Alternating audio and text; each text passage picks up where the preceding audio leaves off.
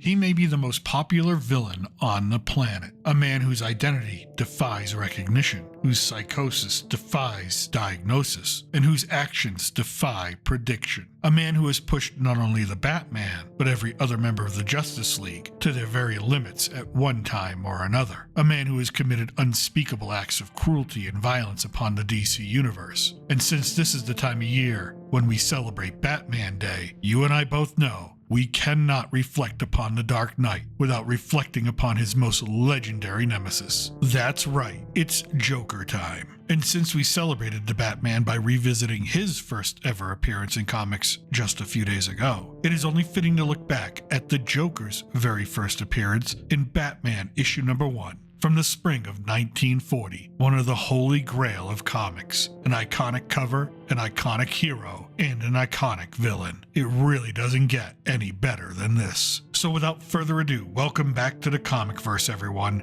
and our celebration of all things Batman. But before we begin, we'd appreciate it if you like and subscribe, comment, and share this video out. It really helps out the channel each and every week. Thank you. Now, we present from Bob Kane and Bill Finger and DC Comics, this classic tale of when two mortal enemies first collided. Our story begins with the answering of the question: who is the Batman and how he came to be? One night, some 15 years ago, Thomas Wayne, his wife Martha, and their son were walking home from a movie. Suddenly, a man with a gun emerges from the shadows and demands that Martha hand over her necklace. Thomas Wayne shoves the mugger, but the mugger responds with a bullet to Thomas's chest. Martha drops to the ground and sees that her husband is dead. She begins to scream for the police, and the unknown mugger cannot have that. In his words, "This'll shut you up." He again fires his weapon, killing Martha Wayne, leaving their young son in terror and shock as the scene is spread before him. The boy is now an orphan. Days later, the boy, still grieving, kneels at his bed. He swears to avenge the deaths of his parents by spending his whole life warring on all criminals. And as the years pass, Bruce Wayne prepares himself for his career. He becomes a master scientist and trains his physical body to perform amazing physical feats. When he is ready, he recognizes that his inheritance has left him wealthy and his training has left him ready. But first, he must have a disguise. He has learned that criminals are a superstitious, cowardly lot, so his disguise must strike terror into their hearts. He must become a creature of the night, black and terrible. As he sits in his study with these thoughts, the window open upon the night lit by a full moon. A lone bat enters. Immediately Bruce knows this is the symbol he's been praying for. He shall become a bat. And thus was born this figure of the Gotham darkness, an avenger of evil, the Batman. Now, after almost a year of being the Batman, another master criminal stalks the streets, weaving a web of death about him. His victims left behind wearing a ghastly clown's grin, the sign of death from the one known as the Joker. This will become a battle that the Batman and the boy wonder Robin must fight. That night, as most ordinary citizens sit at home listening to the radio, suddenly the music cuts out.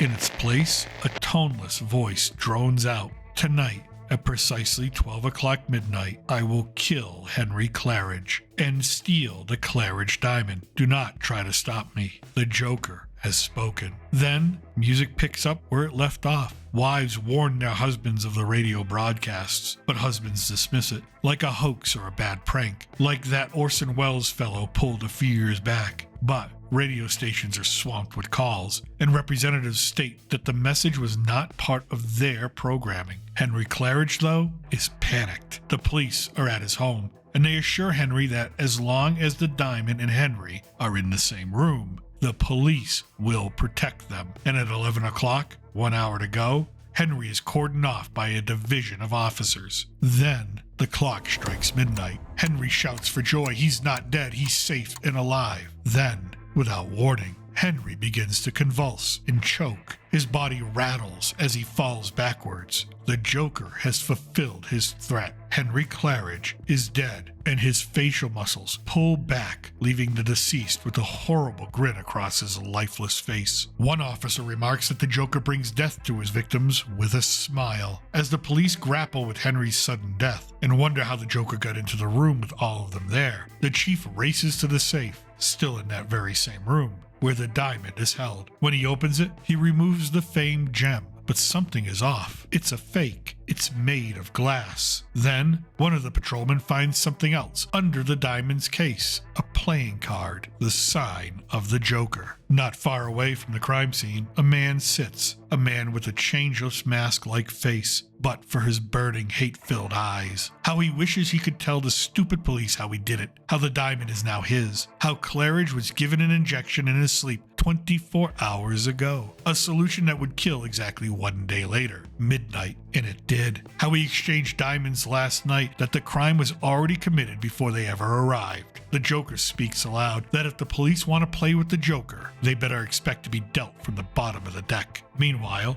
young Dick Grayson is reading the morning newspaper and listening to radio reports of the Joker's latest crime. He asks his mentor, Bruce Wayne, why they don't take a shot at this Joker, but Bruce tells him it's not yet the right time to do what they do. So another night comes, and another disruption in the public radio broadcast. The same droning voice of the Joker announces that, in 1 hour, he will kill Jay Wilde and steal the Ronker's ruby. The Joker has spoken. 55 minutes later, again a wall of police encircles a doomed man. Jay Wilde watches the clock and is certain that he will die in 5 minutes. Then, the toll of the clock rings out. Jay Wilde screams it's going to happen. His life is ticking away. And it is. He begins to struggle to breathe, gasping, choking, followed by the release of a strange gas into the room, coming from a suit of knight's armor on display. Now, all the police are succumbing to the toxins. Hiding inside that suit of armor is the Joker. As he removes the helmet, he announces to no one that the gas merely paralyzes the police. But the dart he shot at Jay Wilde?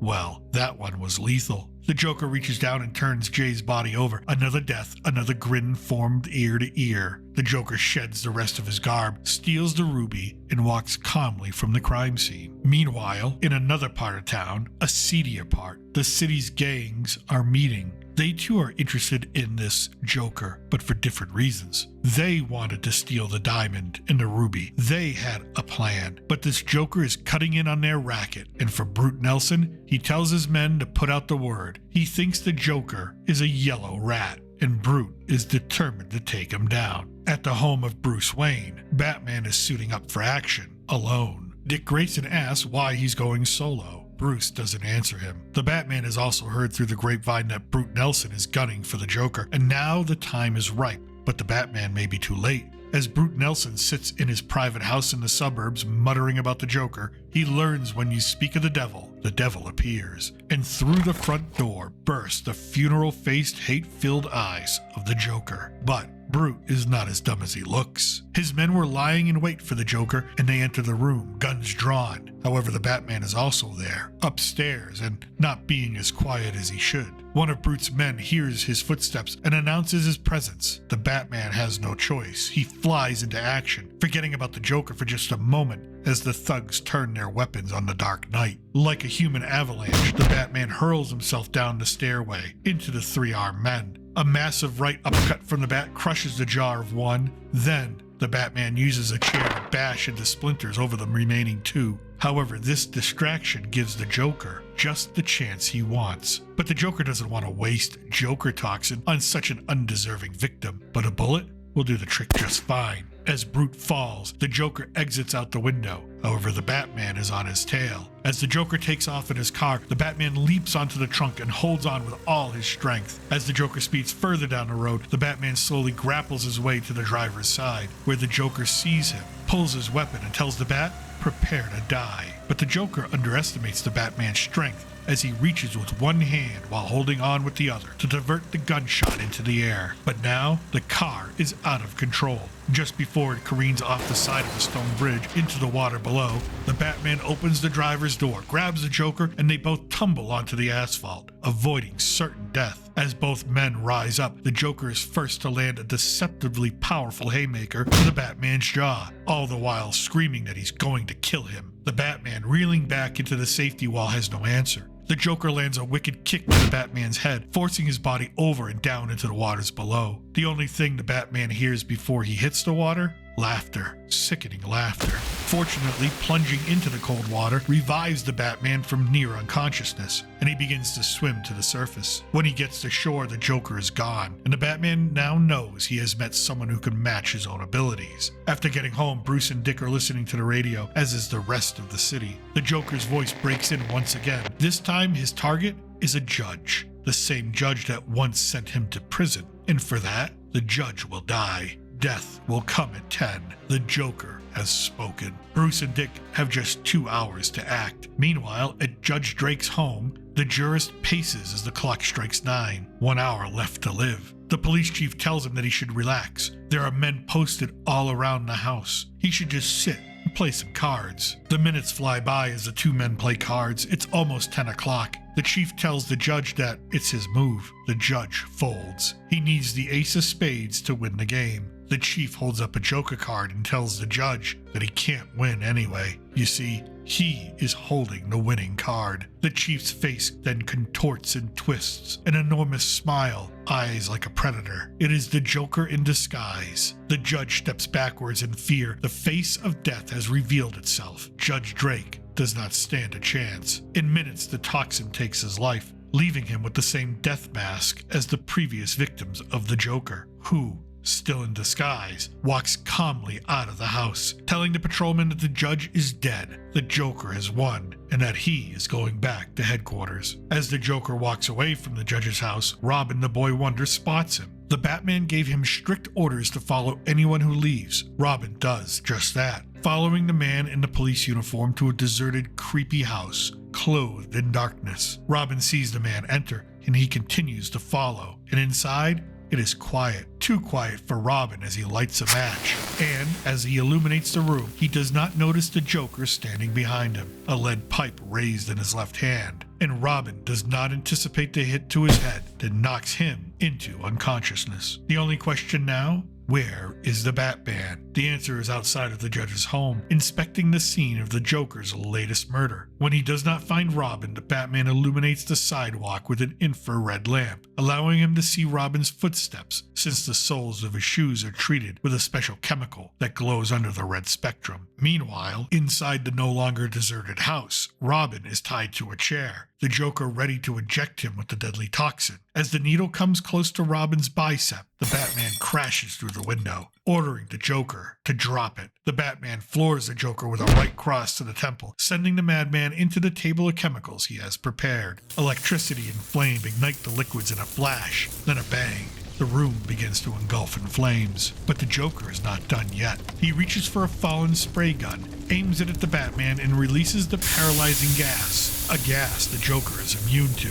As the Batman is swarmed by the poison, his jaw begins to tighten, and he crumbles to the floor. The Joker rises and tells the Bat that he's going to leave him there to perish in the flames. But this is the Batman, a man of extraordinary physical abilities, and he's able to fight off the toxins, find Robin, and carry him out of the burning structure. A few moments later, the Batman wonders where the Joker could have gone off to. Robin has the answer. Before the Batman arrived, the Joker was boasting about stealing Cleopatra's necklace, a rare artifact owned by Otto Drexel, who lives in the penthouse of a downtown apartment building. The Batman and Boy Wonder race off in pursuit of the Joker. They are determined to get to the penthouse before the Joker can break in. The two heroes grapple up the scaffolding of an adjacent building to the top floor. The Batman leaps onto the penthouse balcony just as the Joker is opening the doors. Our crazed killer wildly sprays bullets in the Batman's direction, screaming, "Why won't you just die?" But the Batman is prepared, his suit woven with Kevlar to protect him. And now the Joker is out of bullets. He hurls the useless gun at the Bat as the Dark Knight taunts him,